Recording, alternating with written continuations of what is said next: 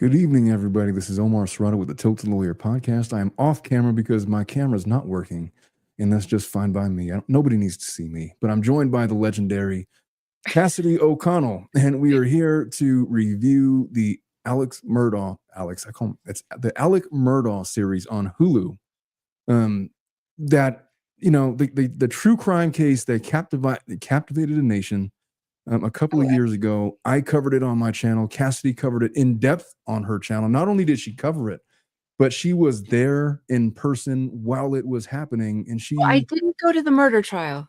I didn't go to the murder. I went to hearings after. Oh, okay. Well, Yeah. that's not as much fun, but still impressive. But Funner than I ever got. I was in the room with Alex. They would haul him out of prison for it. Yeah. So you've seen him in the flesh. Like, I how have seen him in closely the does flesh. We have Jason breathed Clark is he as stomach churning to look at as he is on like TV? He is. And I think it was worse because at the point that I saw him, he was already convicted and we'd Yeah. already been through all those weeks of the trial. Then after that, I had gone through and like deep dived into his financial crimes. That's where I started with the whole Murdaugh series. I was like, I want to know about these victims because we know so little. Right. And so I had seen, and so the victims that he chose to steal from, he couldn't have chosen sadder cases to steal from than he did. Yeah, I picked on the weak and the feeble that was unable to fend for themselves, trusting in their lawyers. And interestingly, that's where this series kind of picks up. They start in 2019. Yep. Where they show that he's been in the red for a while. He's got money problems. He's also going through like this weird generational thing. You had directed me to this documentary that you had produced where you're going over, I don't know how many episodes it was, but like you sent it to me and it's like, oh, a 30-minute video. I'll watch this tonight. And it was like, oh, this is episode 1. And then it's like focusing like let's start from the 1800s. It's like, oh, this is going to take more than a night. And so, but it was interesting because it talks about how generationally this family goes back to the 1800s. Yeah. And the pictures that they used to introduce Murdaugh's family were actually the real pictures of basically his ancestors. I mean, when you go that far back, pictures that were hanging inside that courtroom were his like actual great-great-grandfather to his great-grandfather to his grandfather to his dad. And the show picks up, obviously they begin the sequence at the scene of the murder, and you just see his wife and his son lying there. And the first thing that comes to my mind when we open that way is that computer-generated animation of how the murders actually took place, where they showed how it must have happened based on the evidence that came out in trial, based on the physics and how he must have shot Paul twice and then turned his second gun onto his wife, and then he, the 911 calls and all of that. But that's where we start. And it's like we open up the scene with that and we're off. And then we cut to 2019 and this party that we're getting ready to celebrate his father in his life, basically a lifetime achievement award. And his wife is making this party and they go into the money problems. And that's where you picked up into that, your investigation into all of the money stuff. Yeah, that's where I started. And so having like all of that fresh, I was working on my podcast at the time. He, like I said, was already in prison. They would haul him out of prison and he would come in the most extreme chains. They were thick, they were heavy, they were clanky, they were on his ankles, they came up behind him, they were on his wrist, it was wrapped around his waist, hauled in with these people, and then someone would have to sit like right behind him. And he's huge. He's a big guy. And Russell Laffitte is even bigger. I was in the room with all these people, Corey, Russell, all the attorneys, Dick Harpootlian. You know what's funny is I don't know if you follow Mandy on Instagram, but she put her in one of her latest podcasts, she was talking about how Dick Harpootlian, because you could tell the guy's an egomaniac. I mean, I've seen him in person several times now, but I know the type. He really feels like he's something, and so the guy they have play him, and it's not a big role. He's only shown up one time so far in the series. Yeah. But they have the guy from Parks and Rec. Do you remember? Did you ever watch that? It's a guy, they call him Jerry, but his real name's actually Gary. And at some point he's Larry. He's this sweet, adorable man. That's one of those Dick shows that Maximilian should be so lucky yeah. to be portrayed by this guy. But all Dick had to say was, they had that short, fat man. And I was like, what in the world? I am short. I'm like barely 5'4". I was wearing heels, but I was 4 feet from the man, and we were eye to eye. So I'm like, what are you talking about, this short man? You are short. Yeah. So Parks and Rec, that's one of those shows that I've heard a lot about. And when I was in law school, everybody was watching it, and I was watching other stuff. I think in law school, I was watching like, I don't know, Sons of Anarchy. That was my show. And Breaking Bad, that was my show. Oh, I like Breaking Bad and Better Call Saul. That was my other show, but that was post law school. That was after, yeah. Yeah. And so Jane says she's 5'2". Well, I happen to be 5'10". I used to be 5'11", but I suffered a back injury. Now I'm 5'10". I couldn't believe it. Weird how that can happen. Yeah, it was kind of disheartening. It's like, well, that really kind of sucks. And it's like, there's a surgery. There is a surgery that you can get to make yourself taller, and they like saw your legs and add something in there. Yeah, forget that. I'd rather be short. That sounds like just way too much. Like, that sounds like the most painful thing in the world. But some people feel like it's that important, which is hilarious. It isn't. I mean, what are you going to do? You're going to get to you're going to gain a couple of inches in height. Good for you. Now what? Now you can't run. Now you can't sprint. You can't do any athletics. You're just going to stand there tall, basically immobile, lose all of your athleticism. In horrible pain, and probably in a wheelchair by the time you're 50. So yeah, you've probably taken years off of your life as a result of that because you wanted to feed your ego. Good for you. Yeah. All right. I would think your proportions would be wrong too. That would be weird to just like have sure. like really long caps. The rest of you. Exactly. So all right, so let's get into this episode. Yeah. What I want to say as an intro, what I love about this show is that a lot of people had trouble believing that this man could actually kill his family. Like they're like, no way this guy did this, especially because it was his son. And if you look at the statistics, it happens to 3 of us women every single day.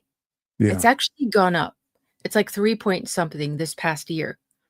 And one That's a wild statistic. I don't even know that. It is a wild statistic. And that's just in this country. I think when you look at the whole world, it's something like 10.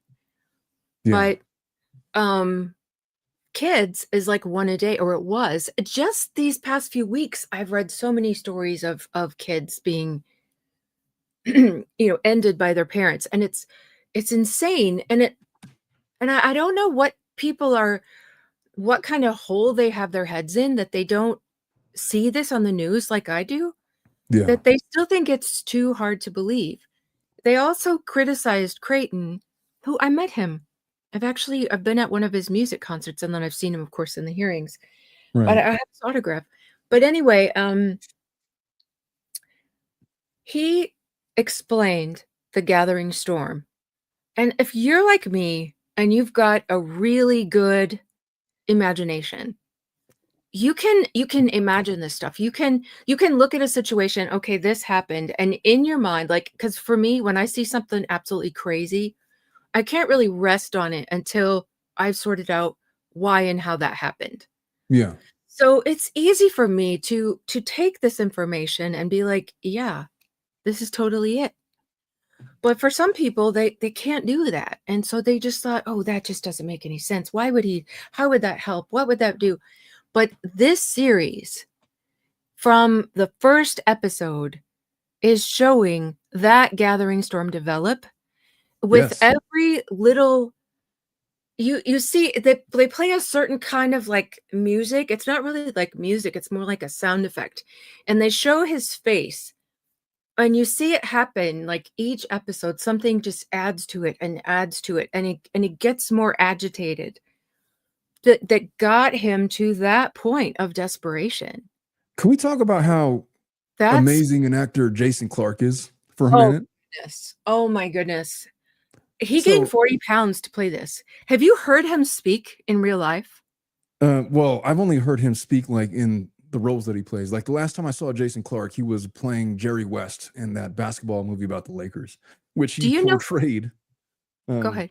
no, like he portrays Jerry West, but like in this, he's like this crazy lunatic, like cursing every 5 word type of guy and like just losing his mind, like the same kind of just explosive personality. And then he Mhm. adds like these subtle aspects to his character to play Murdaugh that was just brilliant. Like just like this guy Brilliant. always seething underneath, like this Yes, underbelly of you can feel seethingness. it. Yeah, and it's Yeah. just like little things that he does with his face, like little gestures, like little Yes. inflections in his voice. Like They there's like they an all undercurrent of evil, you know? yeah. They all do it so well. Maggie's the only one we don't really have a lot of footage of. So I don't really have like a really good image or idea of who she was, but Yeah, all of the kids, they're just brilliant. They studied these people's body movements and copied them. But Jason Clarke is Australian. I oh, had he no is. idea. I I had didn't no know idea. that. I heard him in an interview and I was like, "What in the world?" The strongest accent you can imagine. And then That's hilarious. and I've never heard the slightest bit of accent in him, and any I thought he was American. I had no idea. What is it with British actors like coming up They're with the these best. amazing American accents, and then you don't discover until they've hit it big that oh, they actually Yeah, have a British accent. yeah, Oh, how about that? You know, that was like that with Dr. House, that guy Charlie Hunman, the Sons of Anarchy guy, and now apparently Jason Clarke. But I yep, guess you know he's Australian. Australian, but There's other examples, but no, he's an amazing actor. he's so good. He I gained mean, 40 it's pounds to do it because he didn't wanna just do prosthetics.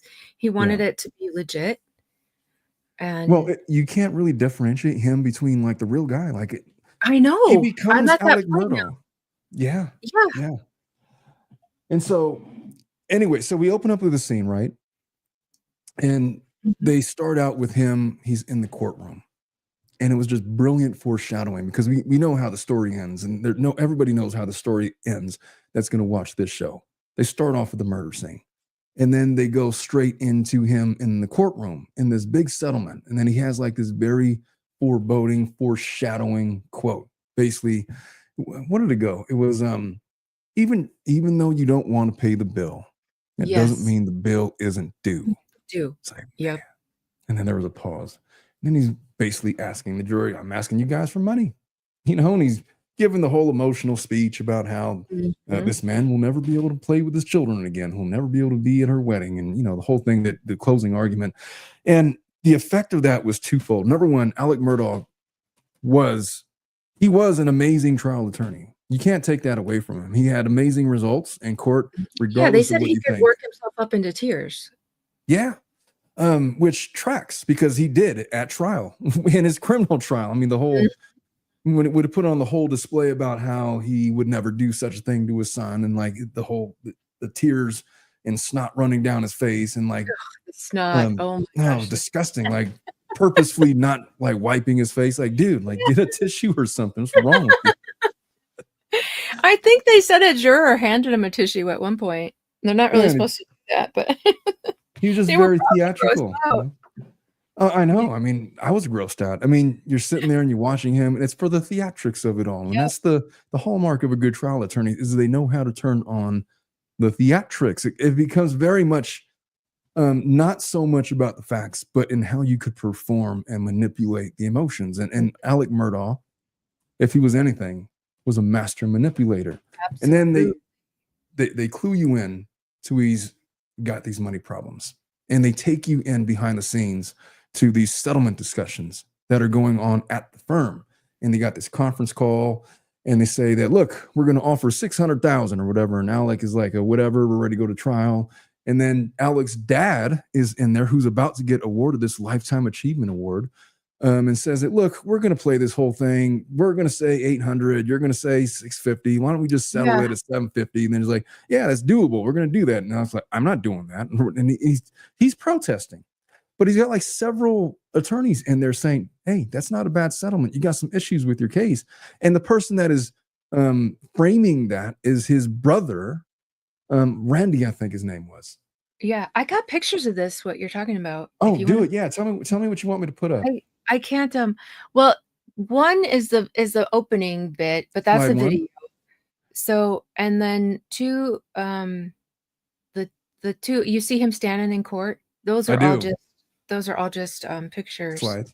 Okay. Yeah, slides of, but if you want to start from the beginning, that's one, but it's a video. So I don't know if you.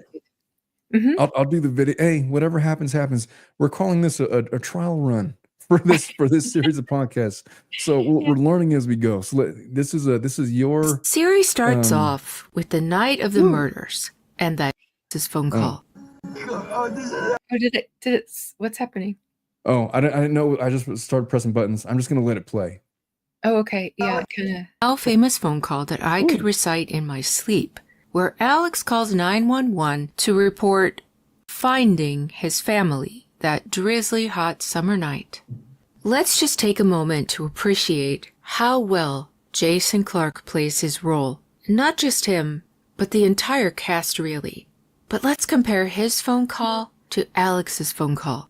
This is Alex Murdaugh from 4147 Murdaugh Road. That was so great, the squeaky voice. I remember that. Yeah. This is Alex Murdaugh at 4147 Moselle Road. I think Jason does it better. I know. I need police and an ambulance immediately. I need the police and an ambulance immediately. We then get to meet the characters as if we're flies on the wall of Moselle itself. One of the first things that we see is this poem. This was a poem that actually hung in their home, and it was auctioned off along with the rest of the contents. It was seen as very poignant, considering what we now know about the family. He's the fellow to please, never mind all the rest, for he's with you clear to the end, and you've passed your most difficult danger. Should I pause it? No, go ahead. I read the poem, and I thought I went back and deleted it. So apparently I didn't. Sorry. Oh, no worries. Well, we're going to play it anyway. And the glass is your friend. You may fool the whole world down the pathway of years and get pats on the back as you pass, but your final reward will be heartache and tears if you've cheated the man in the glass.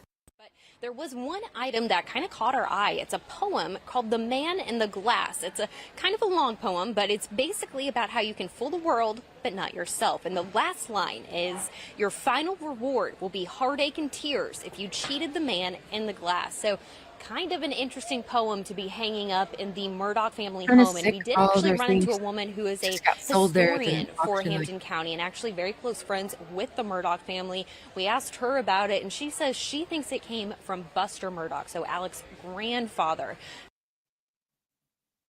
What's with that guy in the background looking like Alec Murdaugh creeping me? I was like, who is that guy? Oh no, I didn't even see that. No, I just walking up and I got Alec. I don't know, man. He looked kind of like Alec Murdaugh. Oh, the one that just walked by? Yeah, the guy, but then or something. I don't know. I don't know, man. It's their local newscast. They're all related over there. I don't mean to imply incest. I'm just saying that they got a lot of people around. It's a big family, actually. Yeah, I mean, imagine having. I was thinking about this, like watching the show. Imagine having a lineage that dates back to the 1800s, a lineage of power, and the county solicitor, these powerful lawyers, this law firm that has been around for over a century, right? And growing up in that, and that's what struck me the most. So you had 3 generations on display. You had Murdaugh's dad, who's getting rewarded. You have Alec, who is increasingly feeling pressure from all different sides, and the way that this episode progresses, he's seeing his dad being recognized for his lifetime achievement, and he has the weight of the family legacy on his shoulders, and has this personal knowledge that he's in the red, he's got money problems, and it's affecting the way that he's navigating these cases, because $750,000 in a case like that his dad was telling him that, look, we're going to put $750,000 on the books, because money in hand is better than, gambling. And we're gambling by taking this trial, which is 100% reasonable. Like the way that they were talking, that is that would have been a reasonable settlement amount. But Alec is balking at that because he's got money problems. So he's not thinking rationally. And then you position that with his sons. One of them is forced into law school. And then you got Paul, who's kind of like screwing around. He's like on boats and stuff. And at the end of the episode, we have the big accident, right?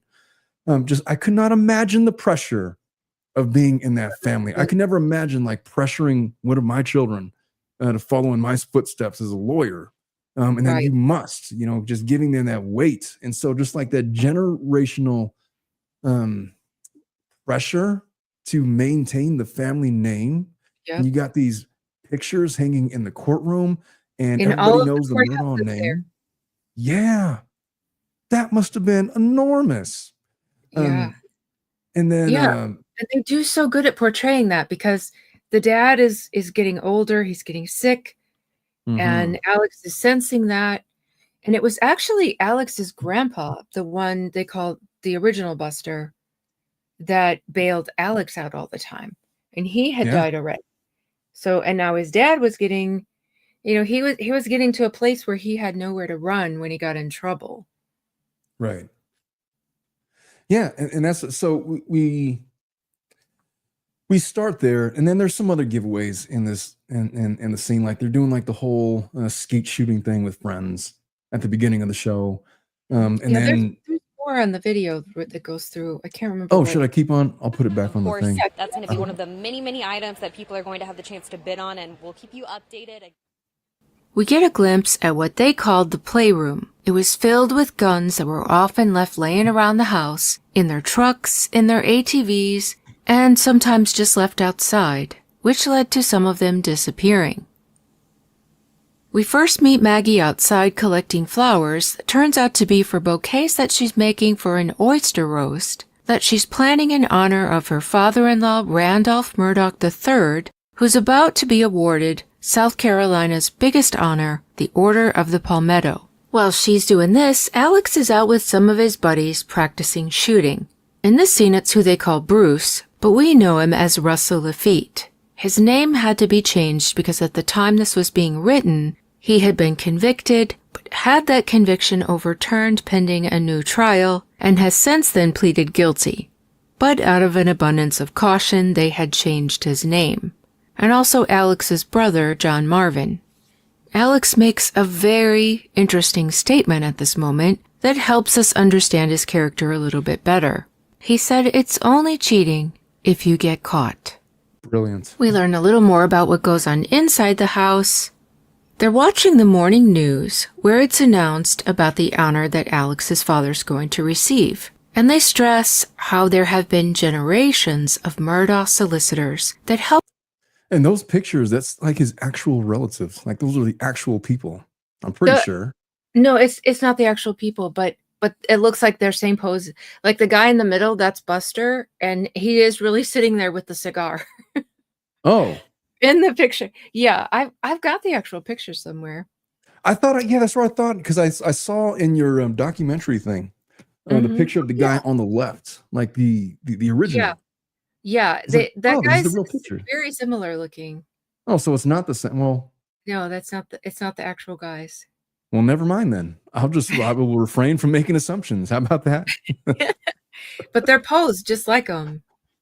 Yeah, that's what threw me off, and I don't see that well to begin with. So therefore, and they're still hanging in the courthouses too. They had to take them down for the trial, like Jane said here.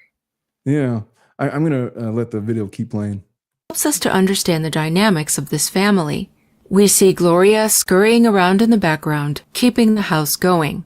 We see the way Maggie looks at Alex, and that tells us what their hopes and dreams were aiming for.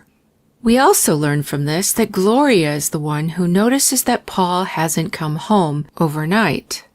Just then, Paul pulls up with a big portion of a tree stuck in the front of his car. Just these few seconds tell us so much about how these people related with one another. Alex takes it as a joke, asking him if he's been playing chicken with trees. Gloria is the one who expresses the most concern, saying, "Were you drinking?" Maggie just remarks, "Is the sky blue?" like it's not a big deal, and it's just expected that that's what he's doing. Gloria rushes back into the house to get some peroxide to put on a cut she's noticed on his head.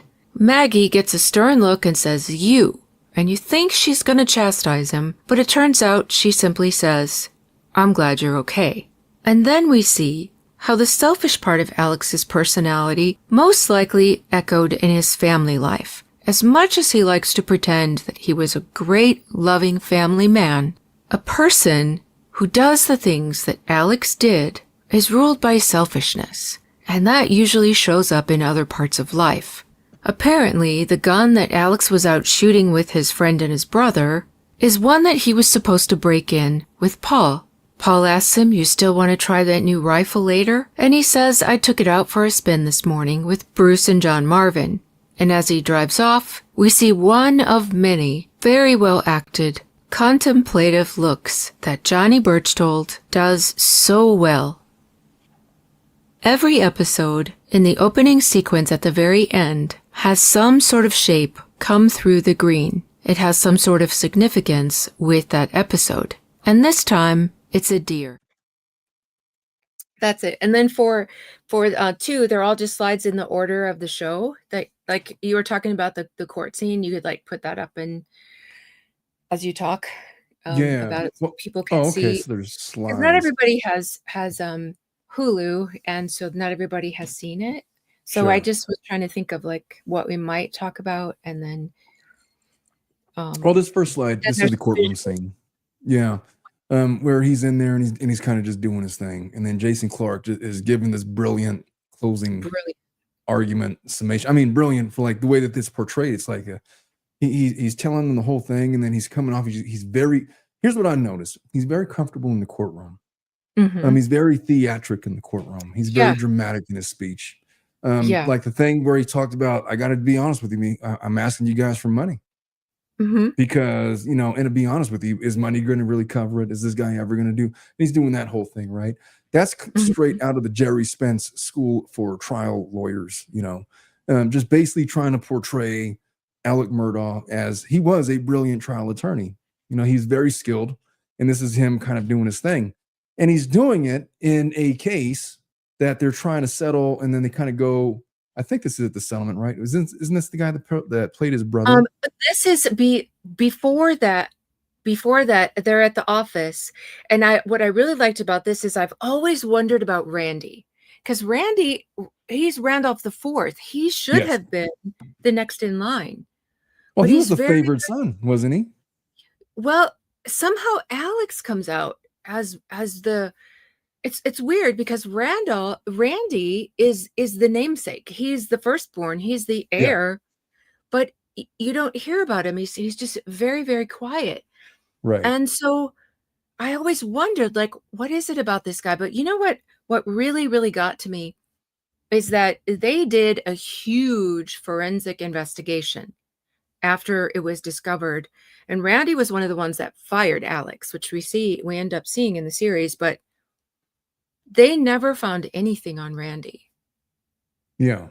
And Randy was the first, like, I have a bunch of like the prison calls with Alex calling his family members. And Randy like tried to be supportive in the beginning, but you could tell he's the one who stood off. Like John Marvin was all in. Buster was hot and cold. But Randy was like steady and very non-emotional. And I just always wondered like where he stood in this, because you just don't hear or know much about the man. No, I just feel like he was the firstborn. I feel like this is my impression. Like he should have been the limelight, but Alex was somehow. It was weird. Yeah. Go ahead. I think here's my take on it. I think that Randy was probably the more level-headed of the bunch. He was probably the best equipped to carry on the family legacy. But I think that Alec wanted it more. And I think that Randy was good with just letting Alec do his thing. Letting he didn't need take it then. You want it, then take it. And he gives like these really in the show. Now look, this case that they're talking about, as far as I know, is a fictitious case. And I think the way that they portrayed it this way was just it wasn't a real case, but they did it like this was kind of the way that they operated. It was very common, like they would go for these big money settlements. And so in the movie, like Alec is pushing for a $1.1 million jury award. And then Randy's like, well, I'm not sure because the jury's going to want to know about your client's DUIs and just basically poking holes as you would normally do in a Right. law firm, because you got to talk about weaknesses. And then after Right. that whole thing where they come to the $750,000 settlement contemplation, let's call it, Alec confronts Randolph. Is like, hey, the next time you want to offer comments about my case, fucking don't. He said it just like that. And then, Yeah.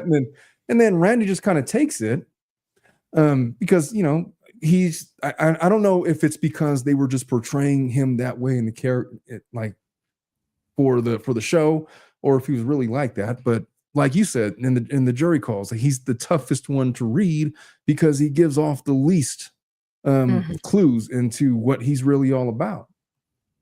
And so, you know, I don't know, but they start off with this, and by the way, I have not watched, I think, past episode 5, and so I think they're on episode 6 or 7 or something like that. I have 7, not yeah. watched. Yeah, I have not watched Yeah, the 7.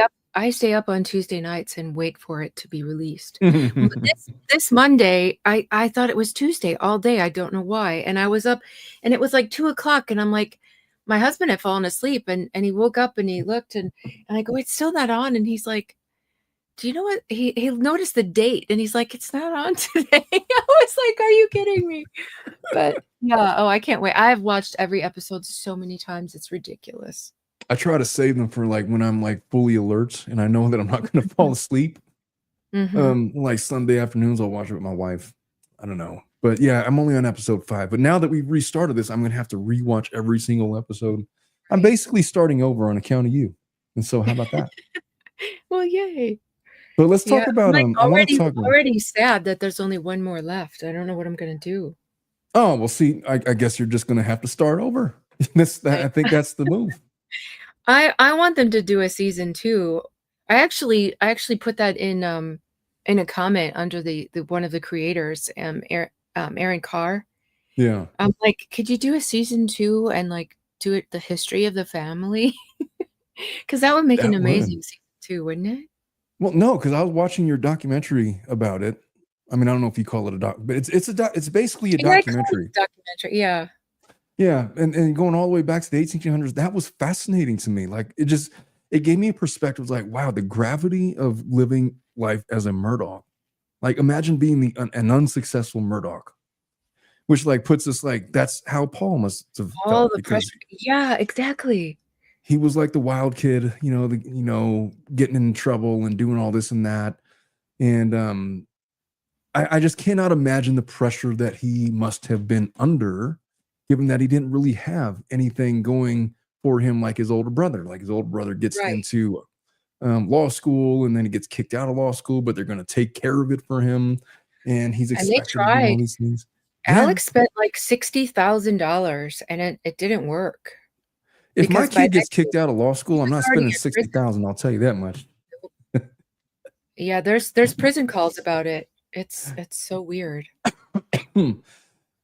Let's talk about Maggie, because like you said, we don't know a whole lot. We don't know, yeah, about Maggie.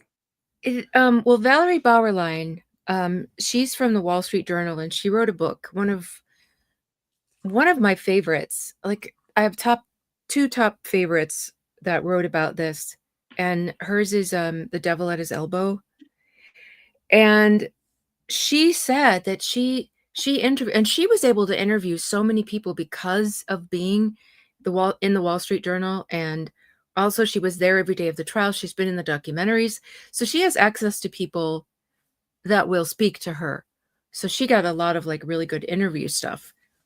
But she said that of all the people that she talked to about Meg, I hope I'm not mixing this up with another book. That's very possible because I've read almost all of them. Yeah. But whoever it was, if it wasn't her, I'm really sorry about that. But she said that people did not have much to say about her. And usually when someone dies and you ask people who knew that person about them, all you hear is praise. Every little thing that they did that was good. But you hear nothing about Maggie. Like, I remember, and I read, I think it was a People magazine way back that first talked about them. And they tracked down someone she knew from school. And the person I want to interview Blanca. I've messaged her on Instagram and she hasn't seen it yet. So she probably doesn't check her messages. Yeah. Jane, if you know how to get in touch with her, I want to so bad because she's got a book out. Anyway, there was one person who had gone to college with her, and she was like, "Oh yeah, Maggie was always so slim, and she always made comments about other people who weren't." And I'm like, "That's all you've got to say about this woman who was brutally killed by her husband, and this is the nicest thing that you can say." So it made me think maybe she wasn't a super nice person. I don't know. Well, there's that read on it, and there's also the my take on it is she probably, like the way the show portrays her is like she's the one that's behind the scenes, keeping the family together, putting together Oh, the absolutely. parties, and the dutiful wife, and trying to prop up her husband who has all this Right. pressure to be this great person, but And he um just walks all over her. yeah, like she is trying to keep up appearances, but then he's got substance abuse issues and he's got other issues, and it's difficult. And so I feel like if it's a situation where we don't know much about her, I feel like that's not by accident. It's probably because she kept behind the scenes because she was a dutiful wife that was there to Mhm. support her husband. And as a result of that, as often happens in marriages, she kind She's of just got invisible. ignored. Yeah. Mhm. But that was because she sacrificed herself for her husband, and She her did. husband did what he did anyway. Yep. And Yep. so it's like this very tragic, like even to It like the is. very It's last days, very tragic. And watching this episode again for the millionth time, like trying to glean as much as I could out of it, I really picked up like this picture. So she's having to baby him because that just happened at the office. He's upset at his brother. He's upset at his father. He comes home and he's crying to Maggie. Oh, my brother did this to me and my dad took his side and all this. And she's got to fix it all for him. So she's in the middle of planning this whole big thing Yeah. for his dad. And in the middle of it, she's got to hold his hand through this. And Yeah. then in the end, they start kissing, and then he's like, he gets a phone call and he's out of there, and he's like, put it on my tab. Every time she starts to get a little bit of attention or anything good for her, he ruins it. Well, then, Every he gets a phone call, and he's off, or he's, doing whatever he wants to do. Right. And then she's just kind of the ignored, which is yeah. sad. I gotta admit though, one of my favorite scenes in episode 1 is when she's like settling down and she's like getting 5 minutes to herself. She's like taking a bath. Oh, And yeah. then Alec comes in with like the jellyfish and just dumps them in the tub. It was like this bit of comedic relief. But she's like furious, like, "Can I get 5 minutes to myself?" And like they're having Yeah. that whole moment. And then she's like, "I know you've been lying to me." And then, Yeah. and Oh, I she's was such like, a "What is good she actor. lying about?" I don't remember. Like in the show, The did pills. she find out about the pills then? Yeah. I didn't Yeah. catch it. Not even in the second go round. Like, what did I miss? Yeah. It was about she had just found out about the pills from Gloria. Mm. And that really happened. Okay, the timing is off. So I wanna say that too, because I watched the podcast as well. And of Yeah. course, me knowing the story, I knew some of this stuff wasn't completely accurate. So how they explained it, because I'm sure it drove Mandy crazy too, to like see it not absolutely accurately portrayed here. But they said there's something called emotional, I forgot the second word, emotional something, but it's where to tell the story, like if you're writing a book, you can do it exactly, or doing a podcast, you can do it exactly as how it was. But when someone's trying to act out a scene, you're Yeah. trying to portray something. You can't just do that because you can't sit there and narrate the whole thing.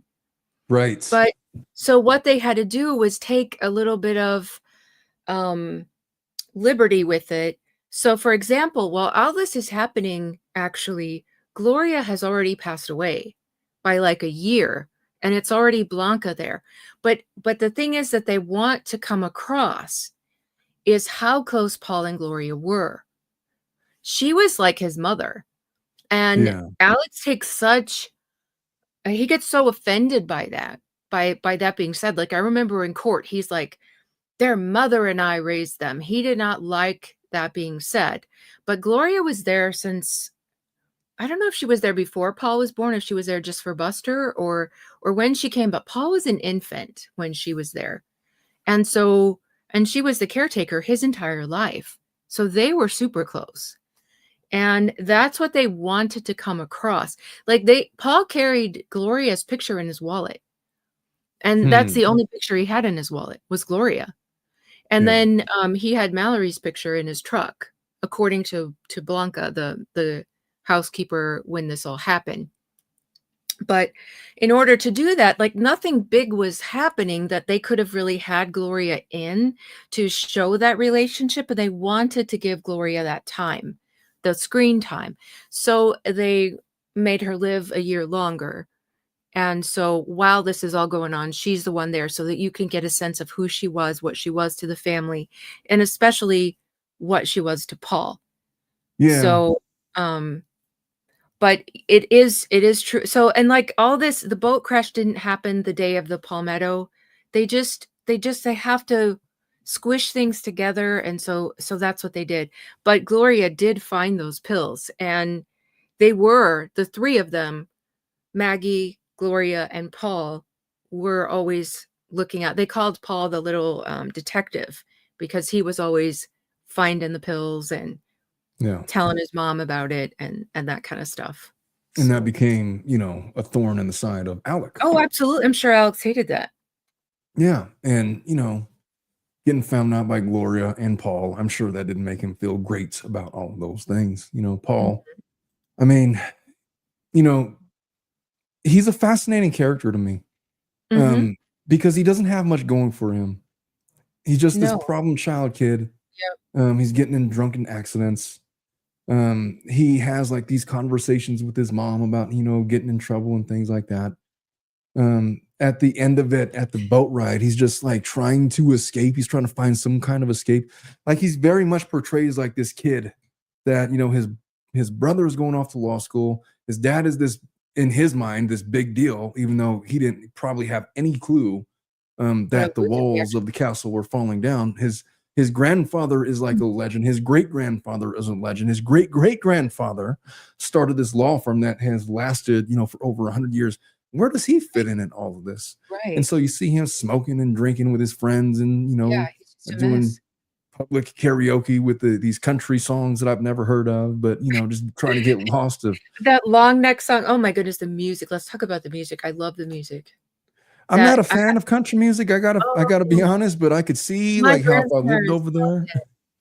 My grandparents loved it. So like, yeah. And so I'm out there like chasing these songs down. They go through my head all the time. I was just listening to that song, the long neck song. It's Morgan Wallen. Before we went live, actually, because it goes through my head.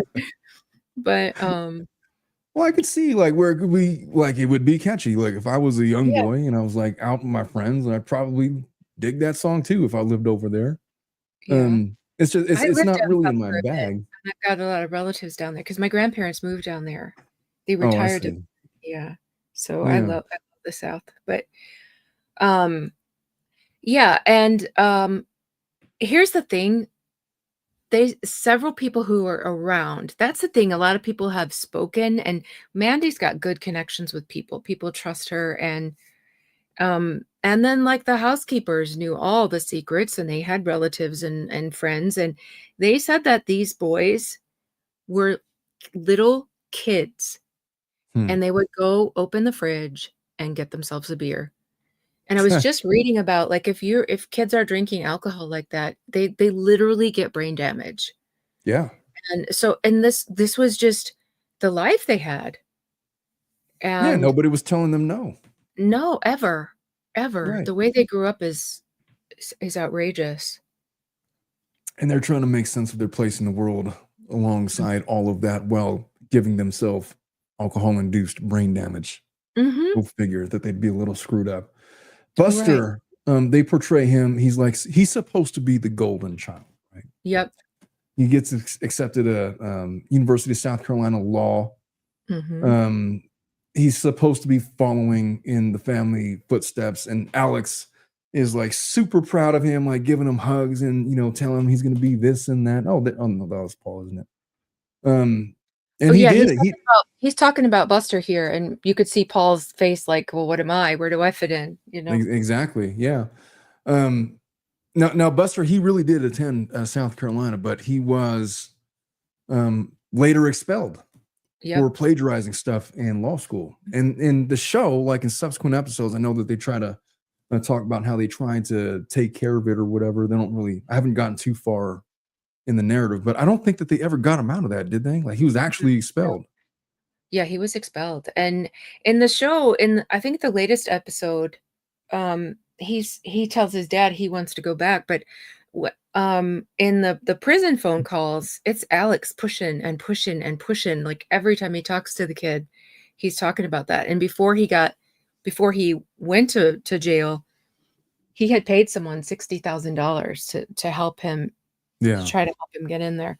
And Alex keeps telling him, contact this guy, he's going to help you. And we're going to learn, like, there's a lot of other layers to Buster. You know, he may or may not have had a romantic relationship with a young man that passed away on the side of the road. That's going to come up in subsequent episodes. It doesn't come up later, but they start off portraying Buster as this kid who he's supposed to be something, but very clearly he's not all that enthused about it. Mm-hmm. And I could picture myself like really enthused about much, you know. Yeah, he's just kind of doesn't following have along. much of a personality. He seems nervous and quiet, and Yeah, I mean, part of that could be like, you know, when I started seeing him do anything, it was after this all happened. So maybe he was a different person before that. There's no way to know, but right. I remember seeing him like on TV in the court hearings and just hearing him talk and some of the things, and there was like some rumblings about stuff that was going on behind the scenes, and we could talk about that on a different episode. But yeah, they talk about this jellyfish business. What do you know about the jellyfish business? so that was real, and I think Alex thought that was going to be like that he was really going to make it off of that. So it's something called jelly balls. Right. And he was going to sell them to Asia. Like he was going to export. And he thought it was going to be huge.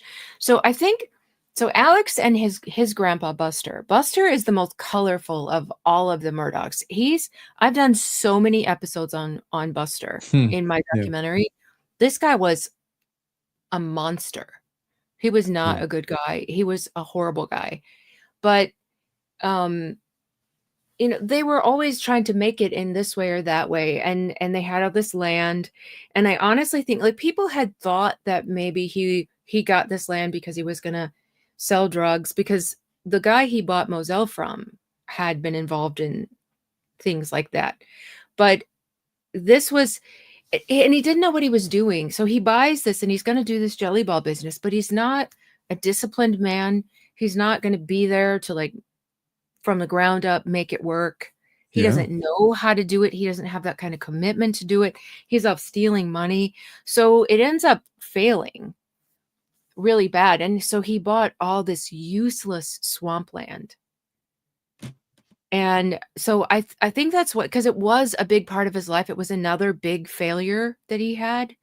So I think that's, and when we get to the episode from this week, there's really something really cool, but I won't get it. I won't spoiler that.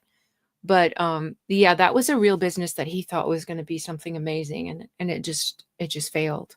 Yeah, we'll get to that next week. But in episode 1, they basically try to tell the story about how he would use his influence as like a solicitor to try to, you know, conduct Southern business, so to speak. And he's trying to like, he's getting his operation shut down, you know, for licensing stuff. Yeah, because he started operating before he got the license, but that's all stuff that his grandpa would do. Like his grandpa did all of that stuff, and he thought he grew up hearing all of these tales about his grandpa Buster, and he idolized it, and he wanted it for himself, and he thought he could do it, but it was a different world. Like when Buster was getting away with all this stuff, it was a different world. It was like the 40s and 50s or whatever it was. Yeah. There was no internet. There was only very local news, and all the locals either adored him or were scared of him. Yeah, Alex which makes a lot of never sense. had the power and prestige that they had. Even Alex's father, he was the weakest of them, because it was too late by then. the world had changed enough that you couldn't just blatantly, like his grandpa was a bootlegger. Yeah. He was the solicitor and he was running this whole bootlegging thing. I mean, there was this whole thing about selling babies, like adopting them, but illegally. And he always got away.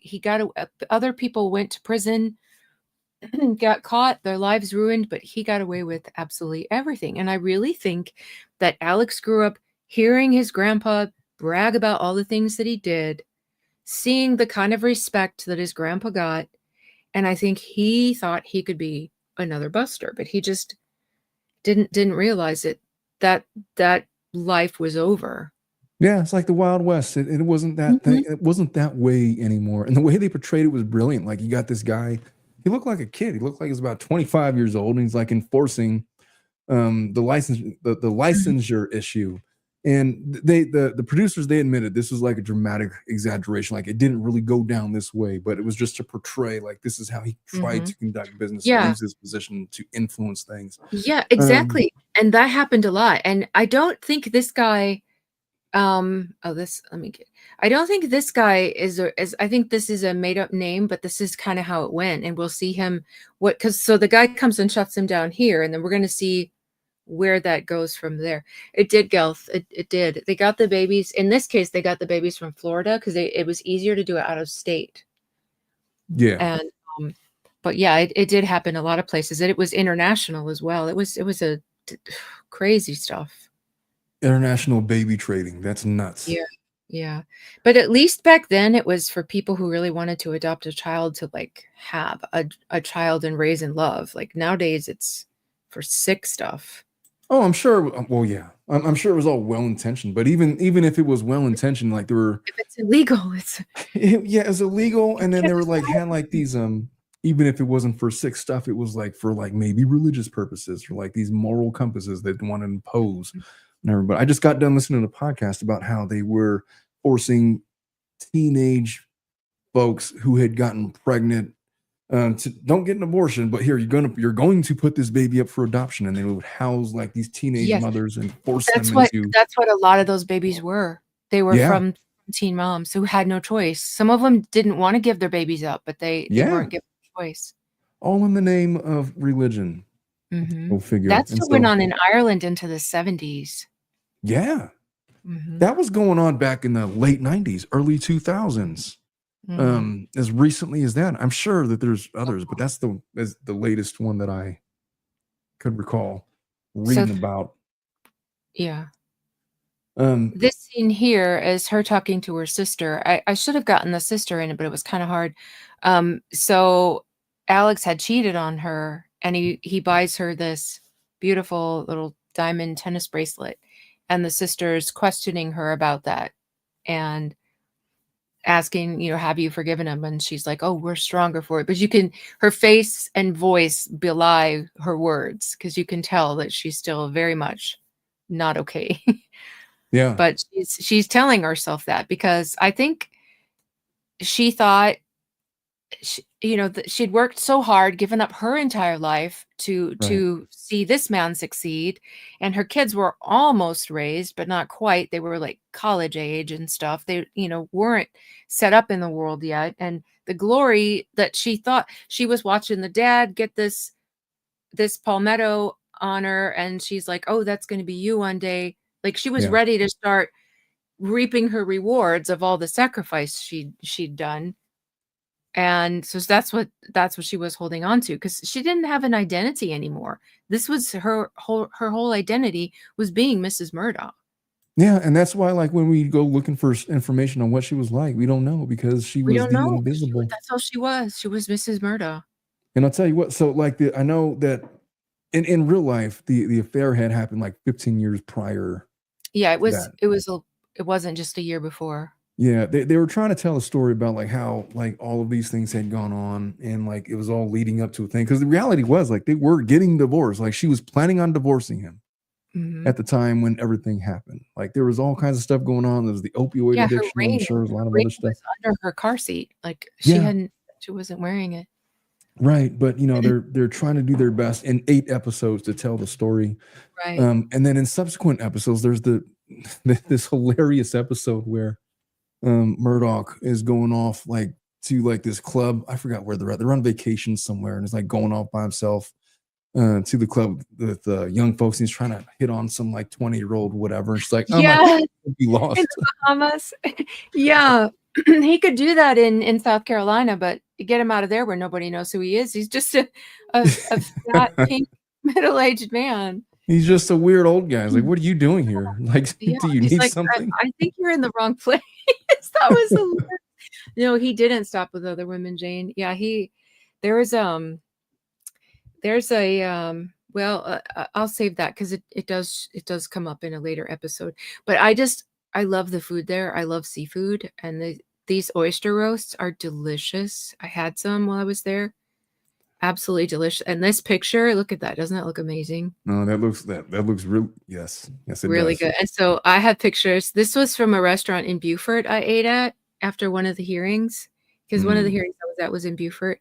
Doesn't that look amazing? I ate that whole thing. I don't blame you. I mean, it looks delicious. Yeah. And then It looks like a good time. I ate this whole thing too. This was in Charleston. I forgot the name of the restaurant, but it was really, really nice. There was a plaque in the downstairs part that said that I think Venus Williams, it might have been Serena. It was one of the Williams girls. One of the Williams. They named that as their favorite restaurant in Charleston. And I completely understand why. It was delicious. I get it. So but yeah, that's just the oyster roast, and I got distracted by the food. Oh, Jane, that's what I was talking about. They actually have that in, I think, episode 6. They have something about her in there. Yeah, Charleston has amazing food, doesn't it? I'm sorry. I've never been to Charleston. I know that's off tangent, but acceptable. I've never been, but I would love to go. And probably the first places I would go to eat is one of them seafood places for sure. Oh, absolutely. You have to, because it's right there.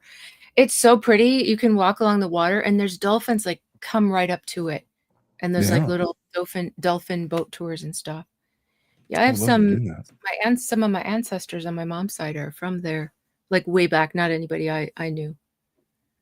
But so after that, we get into like some of this the boat crash tragedy cover up. So after the party, they have the whole party, and it goes say about Duffy Stone. That's who they're referring to. He's the one that Alex's dad says, "You're the one I want to take over the solicitorship," after he let it go, because they used to allow you to be a private attorney and a solicitor, because solicitors don't make good money. And for anyone like me, us Yankees who had no idea what a solicitor was, they're like a DA in a more rural area.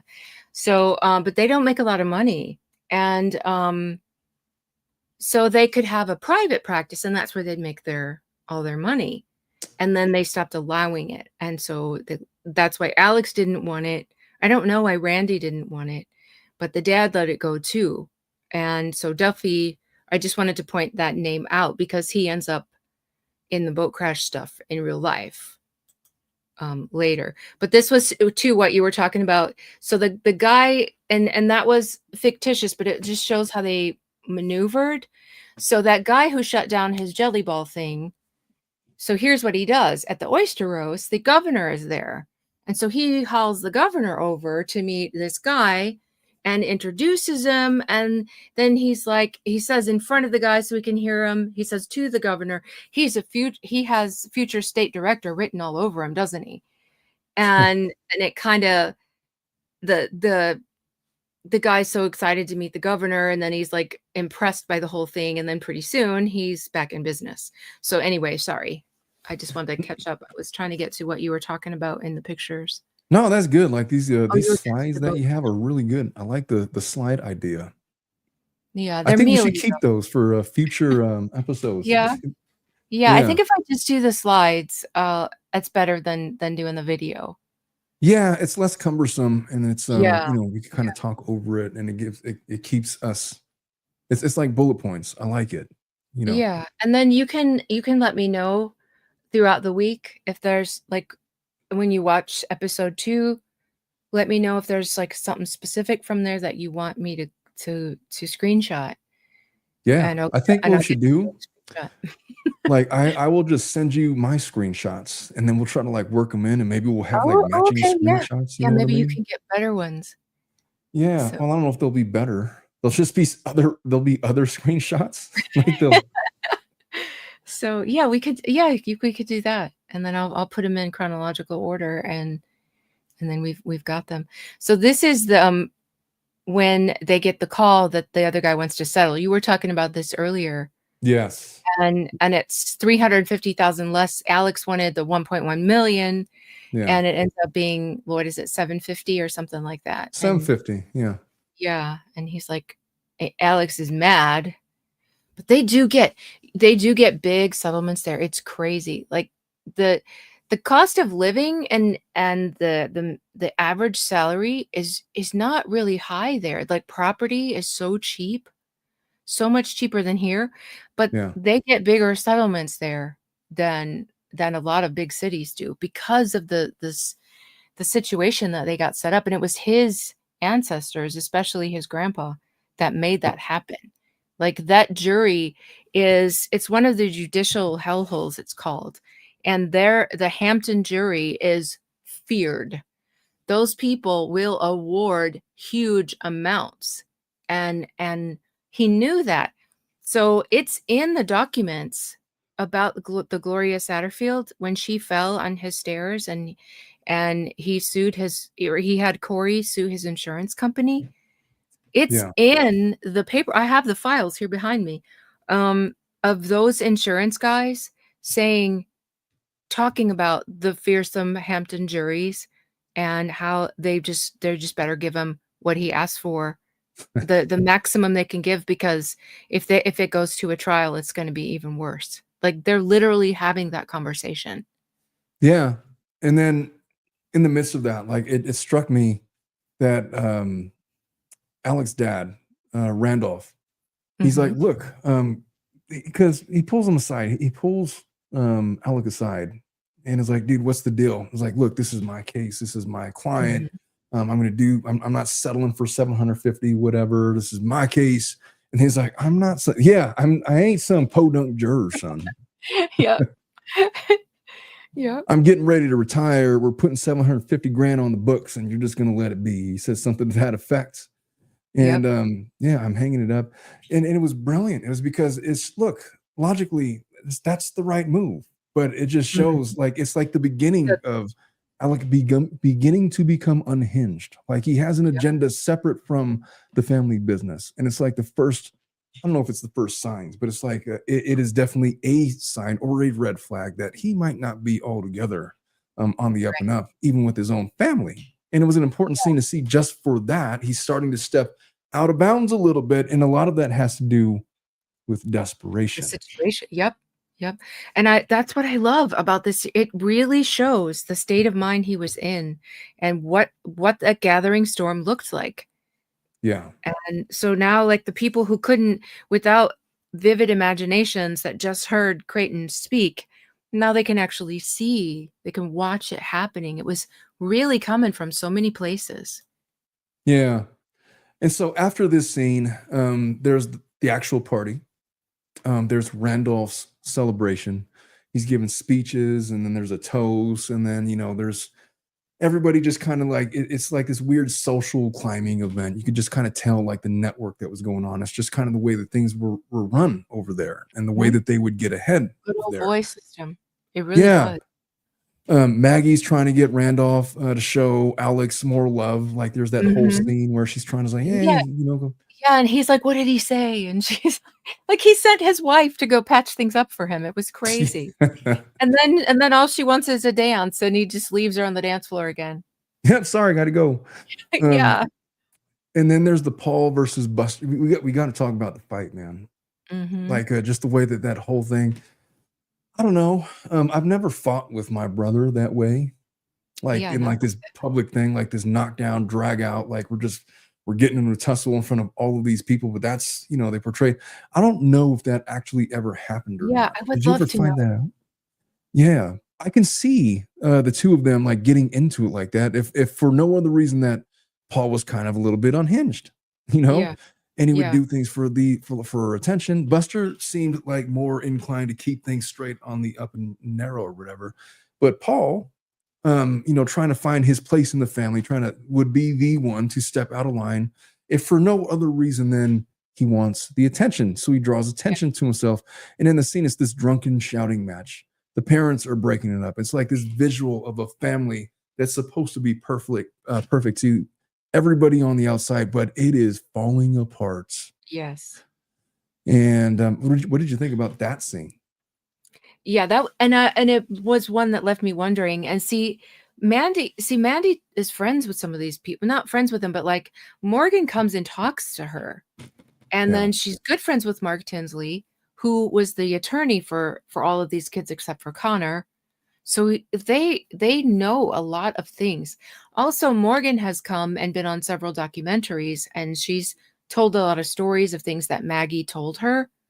So I'm sure that they have access to a lot of information that we don't have. And, Mandy's such a big name. Mandy and Liz, there's such a big name there that I'm sure that a lot of people come and tell them stuff Yeah. and people who would know like this stuff happened.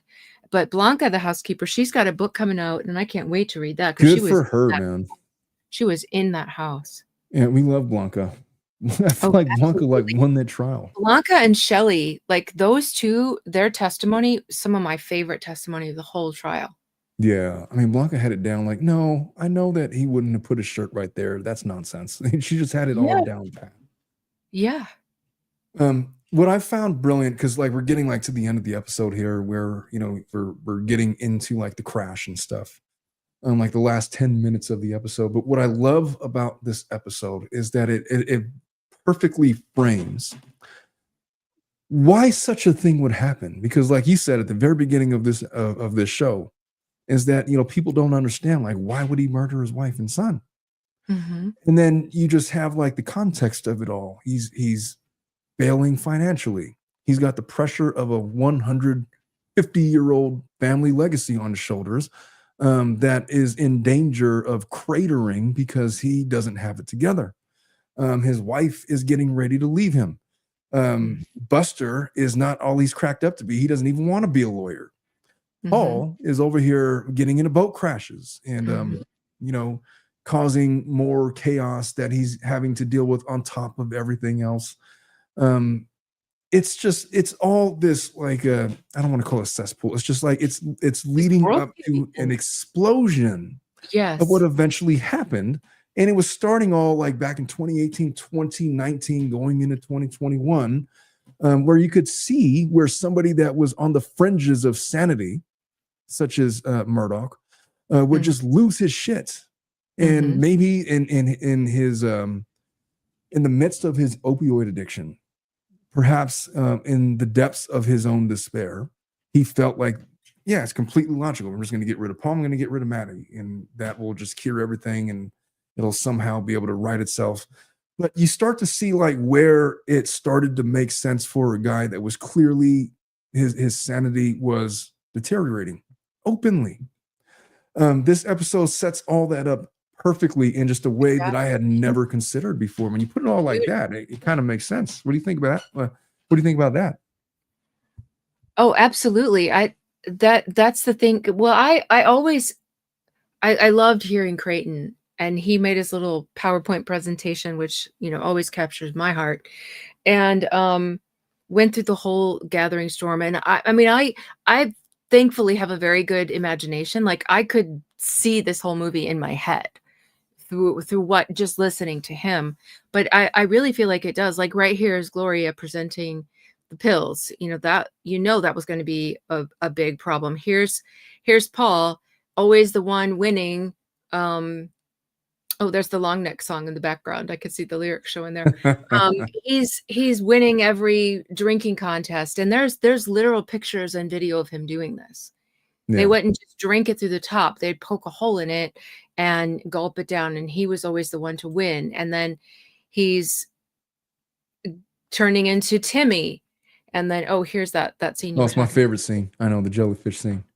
I know you so probably don't like it. It was just it made me laugh. I'm just imagining that happening to myself and what that would feel like. My husband would never. But, it's something that I might do. Well, I wouldn't do it now, but it's something I might have done in the past, is all I'm saying. It's like, what? They're already dead. By the way, I didn't know that was a thing where you could touch a jellyfish when it's dead and not get stung. I just assumed that it was the other way around, that it still hurt you somehow. Yeah, because like wasps and stuff, I wouldn't touch a dead one either. Oh, and then he gets the call. Yeah. Yeah.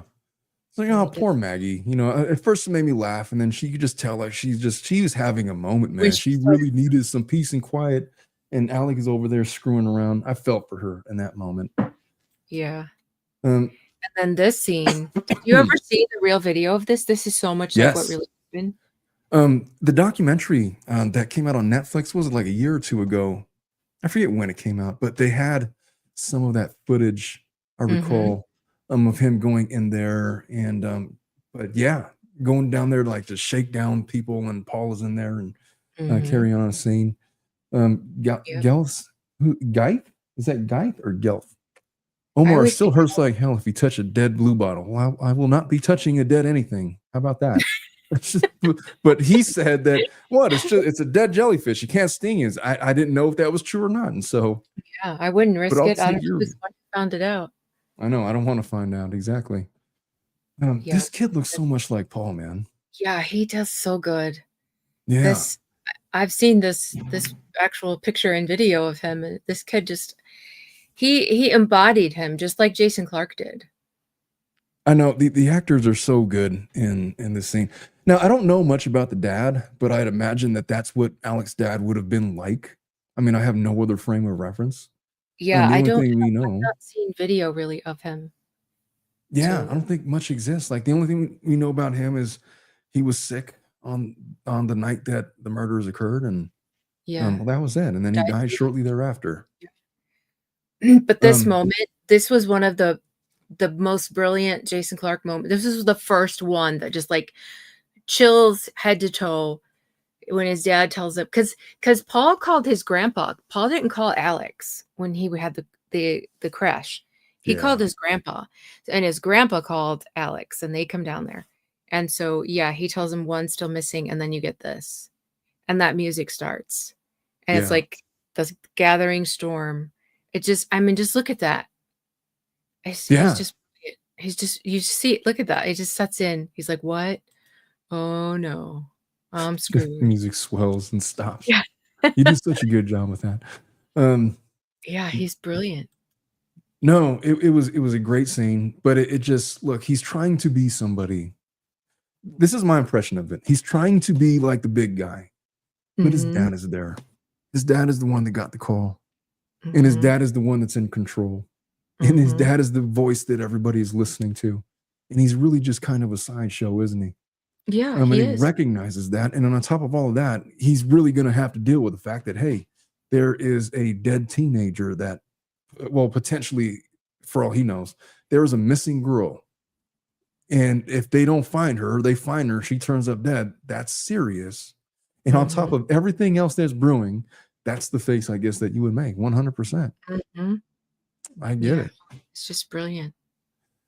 Yeah, I did this other one that says actors. That's really a quick one. I took because I've seen so many videos of the kids, like from their Snapchat videos and stuff.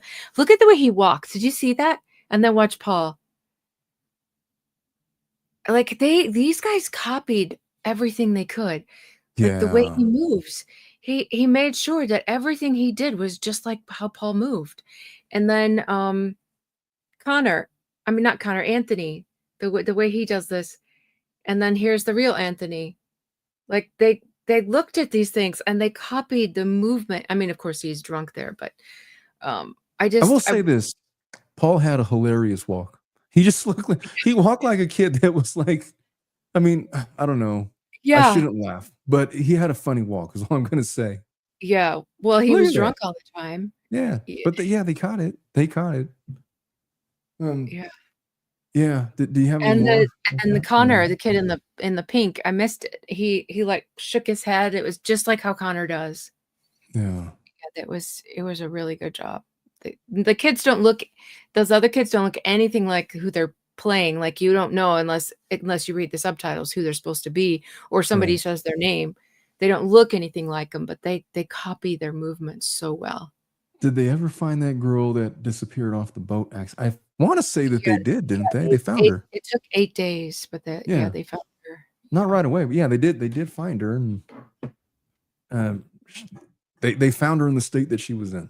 And so yeah, that was a real thing. There was issues with that. And it was just I mean, so sad. One of many problems that they had. Yeah. After that we got into well, they showed the crash and like, you know, everything leading up to that. We talked about the hospital scene. Ended. It ended with the boat crash. That scene, there's one's missing and the music swelled, and that's where it ended. Yeah. And then we wrap up and then we go into episode 2, and I almost started watching it, but then I had to get ready for this show, and then I figured out that my camera wasn't going to work. So there was that. But yeah, that was our recap of episode 1. Not bad for our first run of, I guess, 8 episodes that we're going to do. And I'm so excited to do this with you because you're like the person to do it with. I'm so obsessed with this case. I know. I had no idea that you were so deep into the Murdaugh case. It's like, well, if I'm going to do it anyway, I might as well do it with Kassidy because she knows everything about the case. Yeah. Oh, a year ago. Now I got so much useless Blake Lively stuff in my head.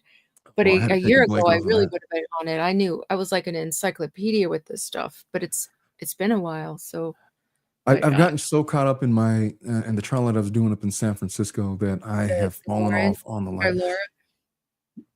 For Laura Owens, I have to. I got to get caught up. I understand that there's. You're an attorney in that, right? Yeah, I was representing Mike Maricini in that one. I was co-counsel with Rachel Juarez, and we got that case dismissed. Yeah, and so that case. Hear, Rachel's take on that, the South Carolina case that I sent you. Oh, you know what? I would maybe hear her take on that. Maybe we'll bring her in for one of these episodes. It's gonna have to be like not at midnight though, because she will not. It's gonna have to be during the day. Yeah, but she would love to come in on this case.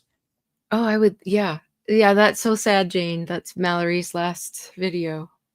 Yeah. Yeah, I would love to hear, because I want to hear her take on that case, and because it's so you can find Doe cases, but you see how they're done, like what the process is, but then you always get the people who stand Blake so hard. They're like, well, that doesn't mean that it's wrong. They just blah blah blah blah blah. Well, that finally I found a case where a judge said, no, you cannot do this. You cannot use this as a evidentiary thing, you know. And so I would love to hear a judge's take on that. Well, that's always been my thought. I feel like, you know, I've been screaming this stuff for months, but nobody pays attention because I don't come on here and say, here's my credentials and I know what I'm talking about or anything like that. So it's like, but I get so upset that no attorneys are doing it. By the way, Landshark, is there a playlist that I could watch chronologically of Owens' case? I actually have a playlist on my channel where I go all the way back from the beginning, from the very first time I found out about Laura Owens, and it leads up all the way till I just did this afternoon with me and Rachel. We did a post-mortem on the Maricini case that it was supposed to go to trial and it got dismissed. I can watch that. And we're talking about our experiences with that and how we've been hit with bar complaints from Laura Owens because she didn't like that we said mean things about her once. Anyway, we talk about all of those things, and it's good listening. It's a lot to listen to. If you're going to dive into the Laura Owens case, good luck. Just take your time. Don't try not to get overwhelmed. It's going to be a lot. And so I'm not sure if it's better to start from like today and work your way backwards, or from the very beginning to work your way up. But I just know that case has got a lot more attention on it now. It got picked up by Inside Edition. Law and Crime is talking about it now. Dozens of other content creators are now talking about it, where it's been just kind of on the periphery really since 2024, when I first learned about it with Clayton Echard. And so it's a good one to get in. It's wild, and you're going to do like more than a couple of double takes. Like, there's no way I just read what I read. No, you read it, and you read it correctly. It's really good. It's a really good killer of time. Put it that way. Put it on while you're like washing the dishes, One of those. yeah, cleaning the house, or can't stop watching. yeah, or you just want to like lay in bed and listen to something, occupy the time for a couple of hours. At any rate, I think it's time to wrap up. Yeah. Kassidy, this is I really enjoyed this one. I can't wait to do episode 2. We'll do those. Yeah. Do you want to pick like a set day and time? If you want to, I don't know how your schedule is. Mine's different because I travel a lot. Oh yeah, you are a But traveler. we can try to do that. Usually to 9 p.m. I should That always works be better for you. okay. Oh, Yeah, okay. Yeah, because I know you got the little ones and you've got yeah. important job. So Yeah, and so I'll leave it to you. And okay. Well, I'll tell you I'll let what. you know. We will aim for next week at 9 p.m. Any day next week, I guess. I don't know. We'll pick a day. Okay. But we'll have time to prepare, and then we'll just do this like around this time. We'll figure something out. We can figure all that stuff off of the live. Yeah, let me know, because I think my schedule is more open unless I'm, not here. But even if I'm not here, I could still go live from where I am usually. All right. Unless I'm petting meerkats. I got to pet meerkats in Korea. Got to hold them and everything. So cool. Meerkats. Meerkats. I was the in little my gopher looking things. Yes. I used to watch Meerkat Manor. That's what I know them from. Meerkat Manor, the Discovery Channel. Remember Flower was the matriarch? She was so cute. Yeah, they have a meerkat cafe, and they have foxes. I got to hold foxes. Of course, as soon as it hit my lap, I grab it with my hands, to feel it. And they're like, no touching. I was so upset. All the rest of them we could touch, but not the foxes, because I guess they can bite. I'm sure they could. I would Yeah, not but be brave enough to like touch a fox. hold little treats to make it jump into your lap, so they're up in your lap. Yeah. And the meerkats, one of them climbed on my husband's head. It was so, I'm like, climb on my head. But they did climb in my lap. But and they had baby kangaroos and these animals called hyrax, I think it was called. I'd never heard of it. And this other one, it started with a D, a really weird name, but the as they grow up, they get a little freaky looking, but when they're babies, they're really cute. And she had it in this little sack and just this little face poking out, and I got to feed it this fruit, and it squealed. It was so happy when I gave it a piece of fruit. It was the cutest thing. But yeah, you could a raccoon. I held the fattest raccoon, and I squidged its sides because you could touch all the others. I was in my glory, but you only get to go see the meerkats once. And is once enough? Like, do you need to go more than once? Yeah. No, you need to go again because it's limited time too. Oh, I see. They time it, and I was like, you know what? I'm going to pay for a second ticket. But every time I go back, that's all I'm going to do now. It's just go there. If I'm ever in South Korea, I think that my next vacation destination is Japan. Like, I've been watching with my wife. I love Japan. Like, we watch these videos just about people in Japan, like their everyday life, and it just like looks so peaceful. And they always talk about how they're so depressed. Safe. Yeah, but it just looks like so, I don't know, inviting. The food is amazing. Yeah, that's honestly. Oh my God. Of all of the Asian countries I've been to, that's my favorite food. And then Hong Kong is second. But yeah, the Japanese food is so good. Well, maybe we'll go in December. I'll take my wife there. I got to pick a vacation destination for her. You might run into snow. It does get cold. Oh. So because you guys are Californians, so you gotta take your warm stuff. Well, maybe But we won't go there then. Maybe we'll just stick to Mexico or something. We were supposed to go to Cabo the oh, last couple nice. weeks ago, and that got canceled because of my trial. Oh, So maybe I'll find like a warm weather climate type of place. I don't know. I'll yeah. figure all that But out. it's beautiful in the spring when they have Yeah. the sakuras blooming. Omar, if you go back to South Korea, you're going to go laugh at Johnny Somali. I don't even know who that is. Who is Johnny Somali? Oh, I guess you don't know why they're so. Oh, the kangaroo. Yeah, I've seen kangaroos kick and punch. These were really little and they looked very, very sad. I felt sorry for them. I thought, like, are you supposed to still be in the pouch? Like, why do you look like you want to kill yourself? It did. All the other animals were thrilled, but the baby kangaroo did. It looked like he wanted to die. It was very sad. Oh, I had a little talk with it, but it didn't work, and it just like turned around and hopped away. I I heard was that not what it needed. Yeah, I that tried. that kangaroo is like part of their diet in Australia. Yeah, I guess they have so many that Yeah, just but like I don't know, man. It just doesn't seem I like just something that couldn't would do it. be. Like, well, I think because 'cause they're so special to us, it's just like, I why would guess. you ever do that? But if they're just the common thing you see happen, I guess it's different. Like, I guess it's like people here eating rabbit. But So rabbit makes sense because it's like a. I mean, I don't know why it makes sense, but there's like so many of them. Well, I guess that would be the logic, wouldn't it? There's so many of yeah, them, so you might as well. it's like not special anymore. Yeah, but Yeah. I still can't eat rabbit. But I'm like the worst. I went. I mean, I do eat meat, but I couldn't if I saw it killed or like had ever taken care of it and killed. I just could. I mean, and I'm a hypocrite because I do eat meat. But we went fishing. What I told you, my grandparents retired to the south, and when we went down there, my grandpa got a boat, and we went out on the boat, and my sister caught a fish, and the poor thing, she was so excited that she caught one.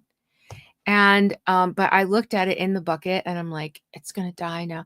And I cried, and she ended up feeling so bad, and my dad too, and they threw it back in the water. So I'm Oh like the well, last person you want to take fishing. it's all mangled. It's gonna die Yeah, anyway. yeah, it probably died anyway. Like it served no purpose after that. But yeah, I love animals like more than people. So Oh, then I gather. My wife loves animals too. She sits there like well while I was watching this show, she's over here like watching animal spa days or whatever. Like they're giving like a spa day to a dog. oh It's wow. like, why do people do this? You got a good one then. You got a I good guess, woman. When people guess love I animals, do. they're usually good people. I agree. That you know what? That's probably a true statement. I think that's a good measuring stick. Mhm. But Yeah. anyway, I'm gonna call it a night, Okay. Cassidy. Go Thank you so watch much some for doing this with me. animals with your wife. Yeah, I'm gonna do that. For everybody, thank you for joining us and Yeah, sticking thank you with us guys for so this much. So good to inaugural Murdaugh review series that we're doing. I'm really excited. We got 7 more of these to go, and so yeah. we're gonna get a lot better at this. This was like the pilot episode. Well, Yeah. next time will be better, and we'll It's get like the the hang first of it. But pancake. You know how the first pancake is never right? yeah, it's for the dogs, and then you make the second one. It's gonna be better. That's delightful. I don't know why that is, but it always happens. Just how it is, man. It's the truth of physics for whatever reason. Anyway, folks, I love you All all, right, have a and great night, everyone. we'll Thanks see so you all much next time. for fun. Bye bye. Bye. Thanks, Jane, for modding.